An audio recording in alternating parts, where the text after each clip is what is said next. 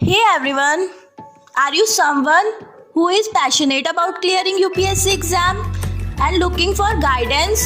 This podcast is for you. आज हमारे साथ एक ऐसी पर्सनालिटी है जो बहुत ही स्ट्रांग है और जिन्होंने अपने ड्रीम पर कभी गिव अप नहीं किया। Welcome Prateek to our show step directioners. Thank you Sakshi for hosting me. मैं उम्मीद करती हूँ कि हमारे लिसनर्स को आपसे बहुत कुछ सीखने को मिलेगा। तो सबसे पहले मैं आपसे ये पूछना चाहती हूँ कि ये यूपीएससी है क्या? देखिए, यूपीएससी एक कॉन्स्टिट्यूशनल बॉडी है जिसकी फुल फॉर्म है यूनियन पब्लिक सर्विस कमीशन। ये गवर्नमेंट ऑफ इंडिया के under as a advisory body काम करती है। ये कुछ एग्जाम्स कंडक्ट कराती है और उन एग्जाम्स को क्लियर करने वाले जितने भी कैंडिडेट्स होते हैं उनके नाम गवर्नमेंट को रिकमेंड करती है उस पोस्ट के लिए। ओके, तो ये एग्जाम किन किन लोगों को लिखना चाहिए? एक्चुअली क्या है, यूपीएससी एक सिंगल एग्जाम होस्ट नहीं करती है। यूपीएससी कई सारे सेंट्रल एग्जाम्स को कंडक्ट करती है। जैसे मैं आपको बताऊं, सीएपीएफ की फुल फॉर्म है सेंट्रल आर्म्ड पुलिस फोर्स के लिए असिस्टेंट कमांडेंट की पोस्ट होती है, उसके लिए एग्जाम कंडक्ट कराती है। एक होता है हमारा जिसके कंटेक्स्ट में आप बात कर रहे हैं civil services examination. IAS, IPS, IFS ये सब पोस्ट मिलती हैं। तो और भी काफी सारे एग्जाम्स हैं जो यूपीएससी कंडक्ट कराती है, जैसे कि आईईएस का एग्जाम कंडक्ट कराती है, इंडियन इंजीनियरिंग सर्विसेज। तो बहुत सारे एग्जाम्स हैं जो यूपीएससी कंडक्ट कराता है। तो आज हम बात कर रहे हैं यूपीएससी सिविल सर्विसेज एग्जामिनेशन के बारे में। ओके, तो यूपीएससी की अगर हम बात करें तो UPSC civil services examination conduct कराया जाता है देश की सिविल पोस्ट को भरने के लिए। ओके, इसके अंडर 24 पोस्ट आती हैं, थोड़ा भर्ती करती रहती हैं जैसा गवर्नमेंट चाहे उस हिसाब से। तो सबसे पहले जो उसमें लोगों की प्रेफरेंस रहती है वो रहती है आईएएस के लिए, फिर आईएफएस के लिए। आईएफएस जब मैं बोलूंगा तो उसका मतलब है इंडियन फॉरेन सर्विस की बात कर रहा हूँ। उसके बाद आईपीएस, आईआरएस और उसके बाद कई सारी पोस्ट हैं जैसे रेलवे की और काफी। तो हम बात कर रहे हैं कि यूपीएससी सिविल सर्विसेज एग्जामिनेशन किन लोगों को देना चाहिए। हाँ, सबसे पहले मैं आपको बता दूं कि सिविल सर्विसेज एग्जामिनेशन हमें एडमिनिस्ट्रेशन में एंट्री देता है, भारत के एडमिनिस्ट्रेशन में। यानी भारत में जितनी भी स्टेट गवर्नमेंट्स हैं, जितनी भी यूनियन टेरिटरीज हैं, जो भी सरकारी डिपार्टमेंट्स हैं, आप देखेंगे सबके हेड आईएएस ऑफिसर ही होते हैं। ओके, तो इस लेवल तक, उस पोस्ट तक पहुंचने के लिए आपका इतना आसान सफर तो नहीं रहेगा। हाँ, इसलिए मैं आपको पहले ही बता देना चाहता हूँ कि ऐसा नहीं है कि इसमें कोई भी पेपर लिख के और कोई भी क्लियर कर सकता है, नहीं। और ऐसा भी नहीं है कि बहुत इंटेलिजेंट लोग ही उस पेपर को क्लियर कर पाते हैं। अच्छा, तो एवरेज जो लोग हैं वो उस पेपर को क्लियर कर लेते हैं, लेकिन जो ज्यादा ही टेक्निकल लोग हैं या फिर कोई ज्यादा ही हम उसे कहेंगे, मान लीजिए अनस्किल्ड है, तो उस तरीके के लोग शायद उस पेपर को क्लियर नहीं कर पाते हैं। ठीक है। तो आपको सबसे पहले, अगर आपकी एक आर्ट्स सब्जेक्ट्स की साइड आपकी रुचि है, आपको आर्ट सब्जेक्ट्स पसंद हैं, जैसे पॉलिटिकल साइंस है, हिस्ट्री है, ज्योग्राफी है, देश का कल्चर है, उन सब के बारे में आपको नॉलेज है, आपको पसंद है पढ़ना, आपको अच्छा लगता है, तो आपको इस पेपर को लिखने के लिए जाना चाहिए। ओके, सेकंड चीज, ज्यादातर लोग जब भी इंटरव्यू में पूछा जाता है आप क्यों आईएएस बनना चाहते हैं या आप क्यों आईपीएस बनना चाहते हैं, तो सब लोग यही जवाब देते हैं। एक ही सेम जवाब ज्यादातर लोगों का रहता है, मैं देश की सेवा करना चाहता हूँ। ओके, तो देश की सेवा करना चाहता हूँ, ये आंसर बहुत पुराना हो चुका है। तो इस तरह के आंसर्स मेरे ख्याल से यूपीएससी के जो एग्जामिनर्स हैं, जो वहाँ पे इंटरव्यूअर्स बैठे हुए हैं, उनको भी पसंद नहीं आते हैं। हर कोई यही बात करता है, जबकि कोई भी सही बात नहीं बताता है। पहली बात है, एक तो हमें नौकरी चाहिए, ये पेपर दे रहे हैं हम इसलिए बनना चाहते हैं। दूसरी चीज, एग्जामिनेशन के साथ एक बहुत बड़ा रुतबा जुड़ा हुआ है, बहुत बड़ी वैल्यू जुड़ी हुई है। रहे हैं आप मेरी बात? हाँ हाँ हाँ। उसमें जो सबसे उच्च पद के ऑफिसर्स होते हैं वो यही एग्जाम क्लियर करके बनते हैं। ओके। नेताओं के बाद हम बात करें तो ये एग्जाम देने के लिए कौन कौन एलिजिबल होता है? इस एग्जाम को देने के लिए आपकी एज 21 से ज्यादा हो और 32 से कम हो, सबसे पहली बात जनरल कैटेगरी के लिए। ओके। SC/ST कैटेगरी के लिए कुछ रिलैक्सेशंस दिए गए हैं। ओके, जैसे? आप ग्रेजुएट होने चाहिए किसी भी भारत में किसी भी कॉलेज से, आप एग्जाम लिख सकते हैं। ओके। तो यूपीएससी में कुछ ऐसा लैंग्वेज बैरियर जैसा कुछ होता है क्या? देखिए, यूपीएससी एग्जामिनेशन 2 लैंग्वेजेस में कंडक्ट किया जाता है, एक इंग्लिश, एक हिंदी। ओके। अब क्या है, इस एग्जामिनेशंस के 3 स्टेजेस है। सबसे पहला स्टेज है सेकंड स्टेज है मेन और थर्ड स्टेज है इंटरव्यू। ओके। बी की बात करें तो प्रीलिम्स में 2 लैंग्वेजेस में पेपर आता है, हिंदी एंड इंग्लिश। इसके बाद जब हम ये पेपर क्लियर कर लेंगे उसके बाद हम मेन पे जाएंगे। मेन में 9 एग्जाम्स होते हैं, 9 पेपर्स होते हैं। ओके। 9 पेपर्स में 4 अपने जनरल स्टडीज के रहते हैं, उसके अलावा 2 अपने ऑप्शनल के रहते हैं ओके। और 2 हमारे लैंग्वेज के पेपर होते हैं। इंग्लिश कंपलसरी पेपर होता है, लैंग्वेज आप अपनी मर्जी का चुन सकते हैं, जितनी भी हमारी 8 शेड्यूल्स की लैंग्वेज है उनमें से। Okay.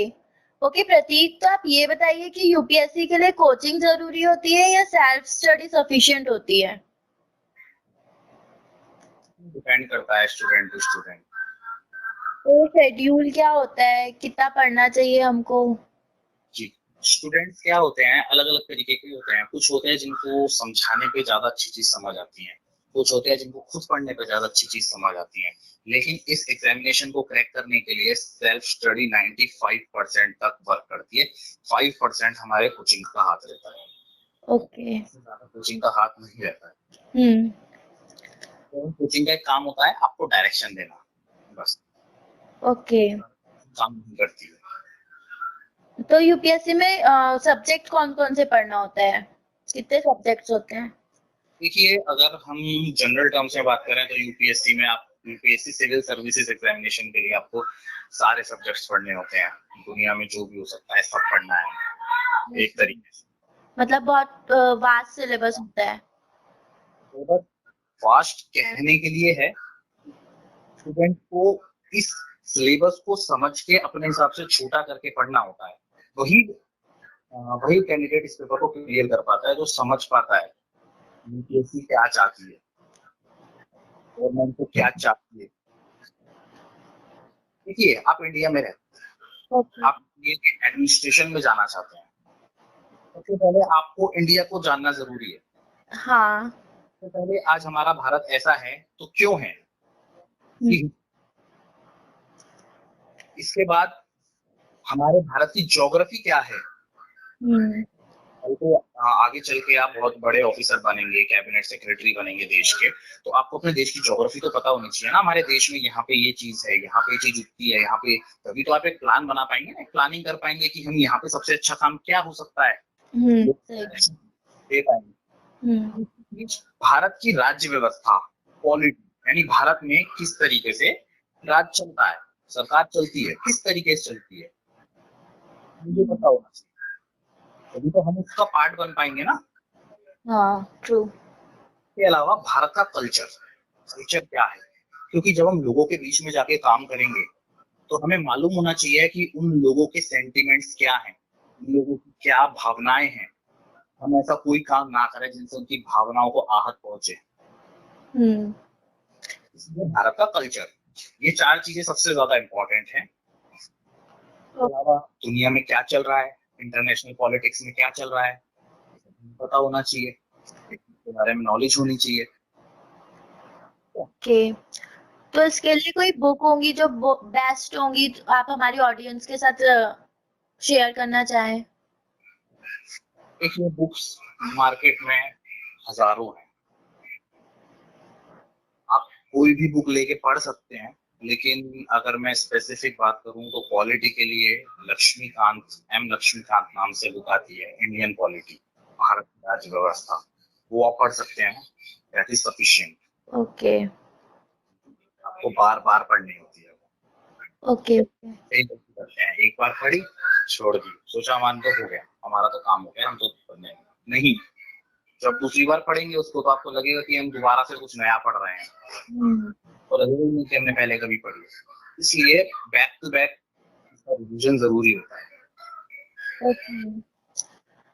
So how to prepare for UPSC, मतलब आपका शेड्यूल क्या रहा था जब आप यूपीएससी की प्रिपरेशन कर रहे थे? देखिए, शेड्यूल सबका अपने हिसाब से होता है, आप किसी पे कोई भी शेड्यूल थोप नहीं सकते हो। किसी को रात को पढ़ना पसंद है, किसी को सुबह पढ़ना पसंद है, किसी को दिन में ज्यादा पढ़ना पसंद है, लेकिन शेड्यूल जो भी हो, सबसे ज्यादा फोकस हमारा होना चाहिए रिवीजन पे। हम पढ़ते जाएं आगे का और रिवीजन भी करते जाएं, सबसे ज्यादा इम्पोर्टेंट है। अगर हम केवल पढ़ते जा रहे हैं, पीछे का रिवीजन नहीं कर रहे हैं, प्रैक्टिस नहीं कर रहे हैं, तो पढ़ना वो बेकार हो जाता है। तो जो भी कैंडिडेट इसको सुन रहा है, जो भी कैंडिडेट यूपीएससी की तैयारी करना चाहता है या कर रहा है, फेल हो रहा है, तो उसको मैं यही कहना चाहूंगा कि रिवीजन पे थोड़ा ध्यान दें।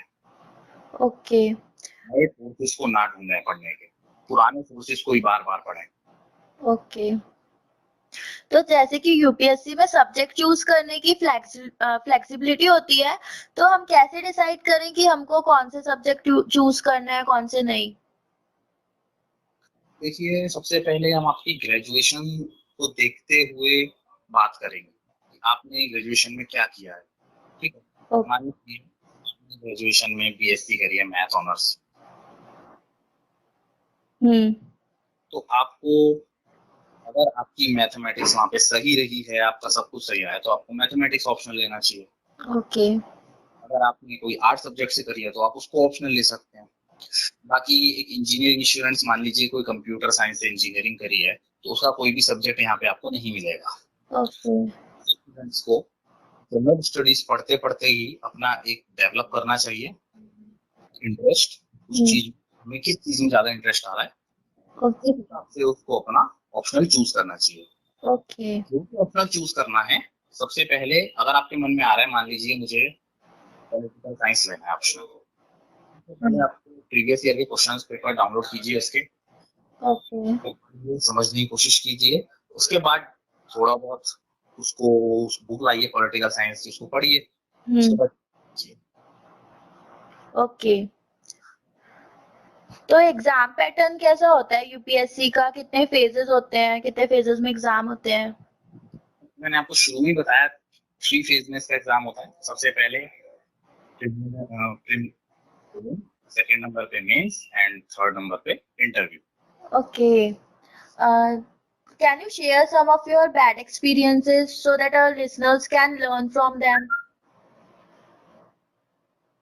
Okay, there are many bad experiences I had during my preparation. देखिए, जैसे कभी बीमार हो गए पढ़ते पढ़ते, मैं पढ़ रहा था, पढ़ते पढ़ते बीमार हो गया, मेरे को बुखार आ गया, ज्यादा जुकाम हो गया, पढ़ने का मन नहीं किया। अगले दिन सुबह ऐसा लगने लगता है कि यार मैं रोज पढ़ रहा हूँ, डेली पढ़ रहा हूँ, हर तीसरे दिन ऐसा लगता है नहीं होगा, मेरे से नहीं होगा। हर तीसरे दिन ऐसा लगता है, हर तीसरे दिन ऐसा महसूस होता है कि मेरे से नहीं होगा। उस समय हमें अपने आप को एक वो देनी है शक्ति कि नहीं, मैं करूंगा। उस समय आपको टिके रहना है। ओके समय जो टिक जाता है वो आगे बढ़ जाता है। ओके और कोई आप टिप्स देना चाहेंगे हमारे लिसनर्स को जो यूपीएससी की प्रिपरेशन कर रहे हैं?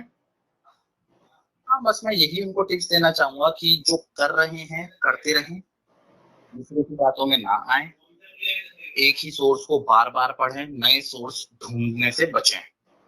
ओके रिवीजन सबसे ज्यादा इम्पोर्टेंट है। अगर आप हर एक सब्जेक्ट को 2-2 बार 3-3 बार पढ़ चुके हैं, तो अब आप दिन में रिवीजन को ज्यादा टाइम दें, पढ़ने को कम टाइम। ओके तो मेरा लास्ट क्वेश्चन आपसे ये है कि जो यूपीएससी की पढ़ाई होती है वो बहुत वास्ट होती है, तो उस प्रेशर को कैसे हैंडल करें? देखिए, मेरा कहना ये रहेगा कि हर एक कैंडिडेट को सुबह उठ के योगा जरूर करना चाहिए। ओके। एक आपको रिलीफ मिलता है। वो इसको अलग तरीके से देखते हैं, योगा नहीं करना है, योगा नहीं करेंगे। कई लोग उसको रिलीजन से भी जोड़ देते हैं। अगर आप एक यूपीएससी के स्टूडेंट हैं, सबसे पहले आपको रिलीजन को दूर रखना है अपनी पढ़ाई से। ओके। मेडिटेशन कर सकते हैं आप दिन में 2 बार 3 बार, जितनी बार चाहे, 2-2 3-3 मिनट के मेडिटेशन भी आपको स्ट्रेस रिलीफ में काफी फायदा दे सकते हैं।